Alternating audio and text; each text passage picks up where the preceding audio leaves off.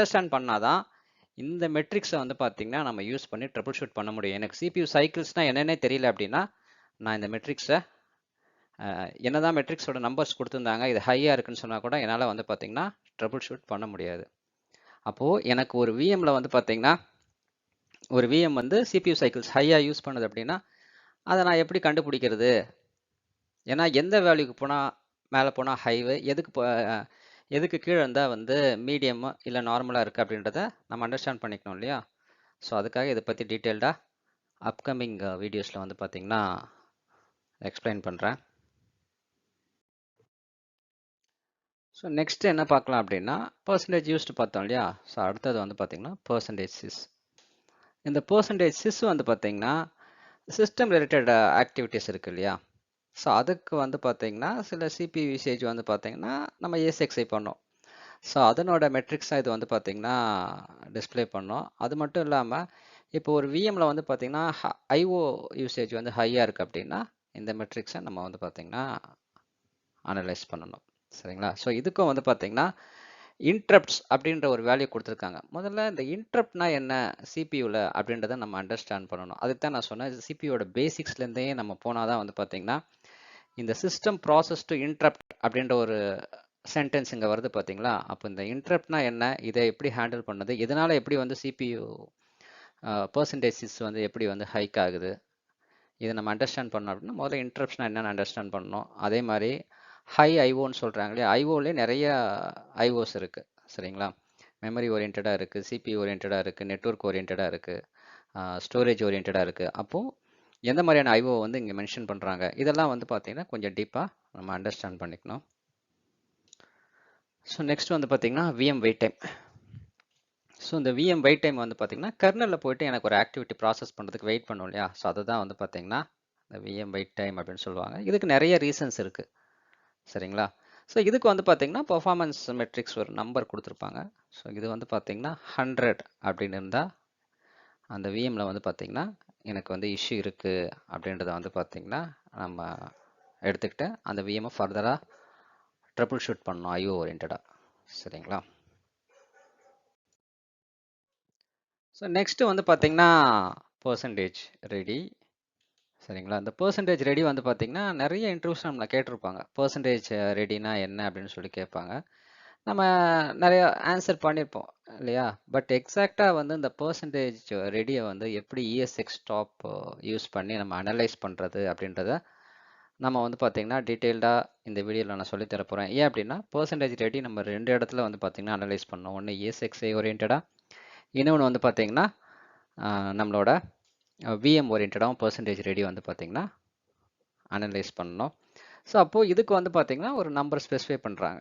So என்ன அப்படின்னா greater than 10, அதாவது இந்த வேல்யூ இருக்கு இல்லையா, இது 10க்கு மேலே இருந்துச்சுன்னா உங்களுக்கு ரெடி பர்சன்டேஜ் ரெடி அந்த சொல்கிறாங்க ரெடினஸ் பிரச்சனை இருக்குது அப்படின்றத வந்து பார்த்தீங்கன்னா இண்டிகேட் பண்ணுது. ஸோ இது நார்மலாக நம்ம ப்ரொடக்ஷனில் வந்து பார்த்தீங்கன்னா 5க்கு மேலே இருந்தாலே நம்ம வந்து பார்த்தீங்கன்னா இஷ்யூ அப்படின்றத நம்ம வந்து பார்த்தீங்கன்னா அனலைஸ் பண்ண ஆரம்பிச்சிருவோம்.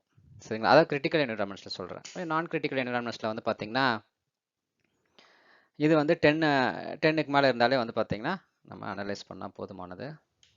ஸோ அடுத்ததாக வந்து பார்த்தீங்கன்னா கோஸ்டாப். இந்த கோஸ்டாப் வந்து பார்த்தீங்கன்னா எதுக்காக அப்படின்னா இப்போ நம்ம விஎம்ஸ்க்கு சிபியூஸ் அலோகேட் பண்ணுறோம் இல்லையா? அப்போது ஓவர் அலோகேஷன் பண்ணிட்டேன்னு வைங்களேன், இந்த வேல்யூ வந்து இன்க்ரீஸ் ஆக ஆரம்பிச்சிடும். அப்போ கிரேட்டர் தென் 3 அப்படின்னு சொல்லிட்டு ஏதாவது விஎம் காமிச்சதுன்னா அப்போ இந்த டைமில் இந்த வேல்யூவை யூஸ் பண்ணி நம்ம வந்து அந்த விஎம்க்கு சிபியூ வந்து டிக்ரீஸ் பண்ணலாம். ஸோ இதை வந்து எப்படி பண்ண போகிறோன்றதும் டீட்டெயில்டாக பார்க்க போகிறோம். சரிங்களா? ஸோ ட்ரைனிங்கோட அப்ஜெக்டிவ் என்ன அப்படின்னா இந்த ஒவ்வொரு மெட்ரிக்ஸு அண்ட் லைன் பை லைனாக கம்ப்ளீட் இன்டர்பிரிட்டேஷன் பண்ணி ரியல் டைம் ஓரியன்டாக இதை எப்படி அண்டர்ஸ்டாண்ட் பண்ண போகிறோம் அப்படின்றத வந்து பார்த்தீங்கன்னா சொல்லித்தர போகிறேன். ஸோ நெக்ஸ்ட்டு வந்து பார்த்தீங்கன்னா மேக்ஸிமம் லிமிட்டட். இப்போ நம்ம வந்து பார்த்தீங்கன்னா சில டைமில் இந்த சிபியூலாம் ஏதாவது விஎம்ஸ்க்கு லிமிட் பண்ணி வச்சுருப்போம். ஸோ அந்த மாதிரி டைமில் வந்து பார்த்தீங்கன்னா எனக்கு இதில் வந்து இந்த மெட்ரிக்ஸ் கவுண்ட் இன்க்ரீஸ் ஆக ஆரம்பிக்கும். பை டிஃபால்ட்டாக 0ல் தான் இருக்கும். இப்போ வந்து பார்த்தீங்கன்னா கிரேட்டர் தென் 1 அப்படின்னா அந்த விஎம்ல ஏதோ லிமிடேஷன் செட் பண்ணியிருக்கீங்க, அந்த லிமிடேஷனை எடுத்து விடுங்க அப்படின்ற மாதிரி தான் இதை இண்டிகேட் பண்ணோம். சரிங்களா? அடுத்தது ஸ்வாப் வெயிட். ஸோ இது வந்து பார்த்தீங்கன்னா எனக்கு மெமரி கம்மியாயிருச்சு. அதுக்கப்புறம் ஸ்வாப் மூலமா வந்து மெமரி வந்து அதோட ஆக்டிவிட்டீஸ்லாம் ப்ராசஸ் பண்ணதுன்னா, அந்த டைம்ல இங்க சிபியூல வந்து பார்த்தீங்கன்னா, இந்த ஸ்வாப் வெயிட் டைம் வந்து காமிக்க ஆரம்பிக்கும். ஸோ இதோட மெட்ரிக்ஸ் வந்து 5க்கு மேல இருந்ததுன்னா பிரச்சனை அப்படின்னு சொல்றாங்க. இது எல்லாத்தையும் வந்து நான் வந்து உங்களுக்கு ரிலேட் பண்ணி ஒரு சினாரியை வச்சுட்டு ரியல் டைம் சினாரியை வச்சுட்டு அதை பேஸ் பண்ணி உங்களுக்கு எக்ஸ்பிளைன் பண்ணும்போது வந்து பார்த்தீங்கன்னா ரொம்ப கிளியர் கட்டாக அண்டர்ஸ்டாண்ட் ஆகும். ஸோ இப்போ என்ன பண்ணலாம்னா இன்டர்பிரிட்டேஷன் ஸ்டார்ட் பண்ணலாம். ஸோ இப்போ ஒரு ஓவராலாக வந்து பார்த்தீங்கன்னா இஎஸ்எக்ஸ்ஐ டாப்பில் பிஎம்ஆர் கொடுத்துருக்க எல்லா மெட்ரிக்ஸும் ஓரளவுக்கு வந்து பார்த்தீங்கன்னா ஜஸ்ட் ஒரு ஓவர்வியூ மட்டும் பார்த்துட்டோம். ஸோ அடுத்ததாக என்ன பண்ணலாம் அப்படின்னா லைன் பை லைனாக இன்டர்பிரிட்டேஷன் போகலாம். இப்போ இஎஸ்எக்ஸ்ஐ டாப் கொடுத்தோன்னா பை டிஃபால்ட்டாக சிபியோட இதுதான் லோட் ஆகுன்னு சொன்னேன் இல்லையா? இப்போ அதை வந்து லைன் பை லைனாக போகலாம். ஓகே, ஸோ இது வந்து பார்த்தீங்கன்னா நான் இஎஸ்எக்ஸ்ஐ டாப் கொடுத்த உடனே எனக்கு வந்து பார்த்தீங்கன்னா லோட் ஆகக்கூடிய ஸ்க்ரீன்.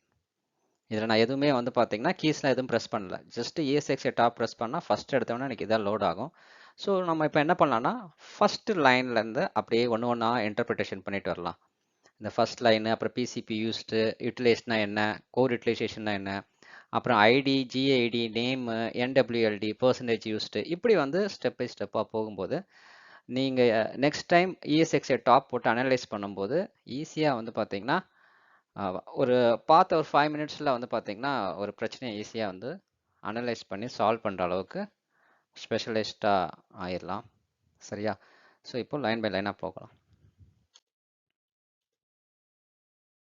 ஓகே, இப்போ அந்த ப்ரீவியஸ் ஸ்க்ரீன்ஷாட்டோட ஒரு பாதி ஸ்க்ரீன்ஷாட் கட் பண்ணி ஃபஸ்ட்டு என்னென்னா இந்த ஒரு 4 லைன் எடுத்துக்கலாம். ஸோ ஃபஸ்ட்டு இதை வந்து இன்டர்பிரிட்டேஷன் பண்ணிடலாம். அதுக்கப்புறமா அந்த ஐடி, என்டபிள்யூஐடி, பர்சன்டேஜ் யூஸ் ரெடி எல்லாம் அதுக்கு போகலாம். சரியா? இப்போ ஃபர்ஸ்ட் லைனில் பார்க்கும்போது நமக்கு வந்து பார்த்தீங்கன்னா 5:36 PM அப்படின்னு சொல்லி போட்டிருக்கு இல்லையா? இது எதை இண்டிகேட் பண்ணுது அப்படின்னா என்னோட இஎஸ்எக்ஸ்ஐ சர்வரில் ரன் ஆகக்கூடிய டைம். சரியா? இது வந்து டைமை வந்து இண்டிகேட் பண்ணுது. ஸோ நெக்ஸ்ட் வந்துட்டு ஓகே, இது வந்து பார்த்தீங்கன்னா அப் 84 days 2036 அப்படின்னு போட்டிருக்கு. சரிங்களா? 84 days 20 hours அண்ட் 36 மினிட்ஸ் வந்து இந்த விஎம் இஎஸ்எக்ஸ்ஐ சர்வர் வந்து பார்த்தீங்கன்னா அப்பில் இருக்கு அப்படின்றது தான் வந்து பார்த்தீங்கன்னா இந்த செகண்ட் வேல்யூ வந்து இண்டிகேட் பண்ணுது. சரியா? இப்போ அடுத்த வேல்யூ பற்றி பார்ப்போம். இப்போ அடுத்த வேல்யூ வந்து பார்த்தீங்கன்னா எனக்கு வந்து 1381 வேர்ல்ட்ஸ் அப்படின்னு சொல்லியிருக்கு. சரிங்களா? இந்த வேர்ல்ட்ஸ்ன்னு சொல்கிறது என்ன அப்படின்னா இஎஸ்எக்ஸ்ஐ சர்வரில் ரன் ஆகக்கூடிய ப்ராசஸ் தான் வந்து பார்த்தீங்கன்னா இங்கே வந்து வேர்ல்டு அப்படின்னு சொல்லி கால் ஃபார் பண்ணுறாங்க. அப்போது எனக்கு 1381 ப்ராசஸ் வந்து பார்த்தீங்கன்னா இந்த இஎஸ்எக்ஸ்ஐ சர்வரில் இப்போ கரண்ட்டாக ரன் ஆகிட்டுருக்கு அப்படின்றது தான் அது வந்து பார்த்தீங்கன்னா மீன் பண்ணுது. அப்போது ஒவ்வொரு ப்ராசஸ்க்கும் வந்து பார்த்தீங்கன்னா ஒவ்வொரு வேர்ல்டு ஐடி வந்து பார்த்தீங்கன்னா கொடுத்துருப்பாங்க. சரியா? ஸோ இப்போ நெக்ஸ்ட்டு இந்த வேர்ல்டை பற்றி பார்த்தோம் இல்லையா? இதை கொஞ்சம் டீட்டெயில்டாக பார்க்கலாம். ஏன் அப்படின்னா நான் ஜஸ்ட்டு 1381 வேர்ல்ட்ஸ்ன்னு சொல்லிட்டேன். இப்போது என்னென்னா ஒரு அசம்ஷன் இருக்கும். வேர்ல்டுன்னு சொல்கிறாரு. இந்த வேர்ல்டுங்கிறது எங்கே இருக்குது, இதை எப்படி வந்து நம்ம ரிலேட் பண்ணி கொண்டு வர்றது அப்படின்ற மாதிரி. ஏன்னா 1381 வேர்ல்ட்ஸு அது ஒரு ஜஸ்ட் ஒரு ப்ராசஸ்ன்னு சொல்லிட்டேன். இப்போது அதை வந்து ஒரு கப்பல் ஆஃப் ஸ்க்ரீன்ஷாட்ஸ் வச்சு நான் வந்து எக்ஸ்பிளைன் பண்ணுறேன் உங்களுக்கு.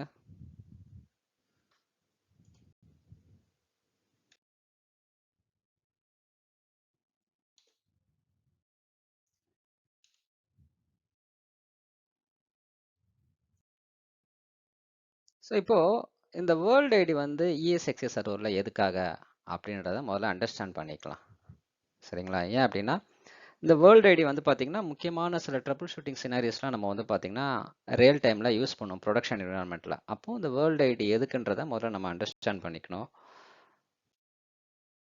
ஓகே, இந்த வேர்ல்டு ஐடி வந்து பார்த்தீங்கன்னா இப்போ இஎஸ்எக்ஸ்ஐ சர்வரில் வந்து பார்த்தீங்கன்னா ஒரு இஎஸ்எக்ஸ்ஐ சர்வர் வந்து அப்பாய் ரன் ஆகுதுன்னு வைங்களேன், நிறைய ப்ராசஸ் ரன் ஆகிட்டு இருக்கும் உள்ள.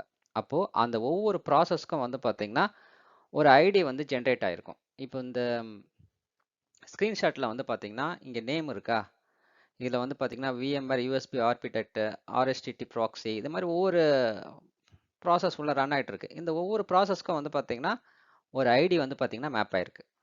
ஸோ இதை தான் என்ன சொல்லுவாங்க அப்படின்னா நமக்கு அந்த வேர்ல்டு ஐடி அப்படின்னு சொல்லுவாங்க. சரியா? இந்த வேர்ல்டு ஐடி வந்து பார்த்தீங்கன்னா, நமக்கு 2 விஷயத்துக்காக விஎம்ஆர்ல வந்து பார்த்தீங்கன்னா ரன் ஆகும். ஒண்ணு ESXi-யோட செல்ஃப் ப்ராசஸ். அதாவது ESXi சர்வர் வந்து பார்த்தீங்கன்னா, ஒரு விஷயத்த கெர்னல்ல ப்ராசஸ் பண்ணணும் அப்படின்னா, அது செல்ஃப் ரன்னிங்க்கு வந்து பார்த்தீங்கன்னா, சில ப்ராசஸ் ரன் ஆகணும் இல்லையா? அதுக்குண்டான ப்ராசஸ். அது ம அ அதுக்கப்புறமா வந்து பார்த்தீங்கன்னா, நம்ம விர்ச்சுவல் மிஷின்ஸ் விஎம்ஆர்ல ESXiல ரன் பண்றோம் இல்லையா? அதோட ப்ராசஸும் வந்து பார்த்தீங்கன்னா, இந்த வேர்ல்டு ஐடி நம்பர் வந்து பார்த்தீங்கன்னா, அசைன் ஆயிருக்கும். சரியா? ஸோ இப்போ இந்த ஸ்க்ரீன்ஷாட்ல நான் வந்து விஎம்க்கு உண்டான வேர்ல்டு ஐடி எதையுமே காட்டல. ஜஸ்ட் சிஸ்டம் லெவல் ப்ராசஸ்க்கு வந்து பார்த்தீங்கன்னா, என்னென்ன ப்ராசஸ் ரன் ஆகுது, அதுக்கு வேர்ல்டு ஐடி என்னென்னலாம் அசைன் ஆயிருக்கு அப்படின்றது தான் இந்த ஸ்க்ரீன்ஷாட்ல காட்டியிருக்கேன். சரியா? இப்போ நெக்ஸ்ட் ஸ்க்ரீன்ஷாட் போலாம். இதுல வந்து பார்த்தீங்கன்னா, என்ன பண்ணியிருக்கேன் அப்படின்னா, என்னோட விஎம்க்கு வந்து எப்படி வந்து வேர்ல்டு ஐடி அசைன் ஆகுது. இப்போ விஎம் வந்து பார்த்தீங்கன்னா, ஒரு ப்ராசஸ் மாதிரி தான் ரன் ஆகும். விர்ச்சுவலைசேஷன் எல்லாமே அப்படிதானே. ஸோ அப்படிங்கிறப்போ, இப்போ என்கிட்ட ESXi சர்வரில் வந்து பார்த்தீங்கன்னா, ஒரு 4 விஎம் ரன் ஆகுது. அதில் OS அப்ளிகேஷன்லாம் நான் போட்டிருக்கேன். அப்போ நான் போயிட்டு கமாண்ட் லைன்ல ESXi CLI VM ப்ராசஸ் லிஸ்ட்னு கொடுத்தேன்னு வைங்க. எனக்கு ஃபர்ஸ்ட் காட்டுறதே வந்து பார்த்தீங்கன்னா, வேர்ல்டு ஐடி அப்படின்னு சொல்லி காட்டுது. அப்போ எனக்கு இந்த விஎம் வந்து ESXi சர்வர் எப்படி ரெஃபர் ஆகுதுன்னா, இந்த வேர்ல்டு ஐடி வச்சு தான் ரெஃபர் ஆகுது. இந்த வேர்ல்டு ஐடியை யூஸ் பண்ணி நம்ம சில ஆக்டிவிட்டீஸ்லாம் வந்து பார்த்தீங்களா, இந்த விஎம்ல பண்ணலாம். நம்ம ப்ரொடக்ஷன்ல வந்து பார்த்தீங்கன்னா, அடிக்கடி ஒரு சினாரியோ வந்து நம்ம ஃபேஸ் பண்ணுவோம். என்ன அப்படின்னா, எனக்கு வந்து பார்த்தீங்கன்னா, இந்த விஎம் வந்து பார்த்தீங்கன்னா, அன்ரெஸ்பான்சிவ் ஸ்டேட் போயிடும். என்னால vCenterலேருந்து அந்த விஎம் எதுவுமே பண்ண முடியாது. ESXi சர்வர் லாகின் பண்ணி பண்ணாலும் எதுவும் பண்ண முடியாது.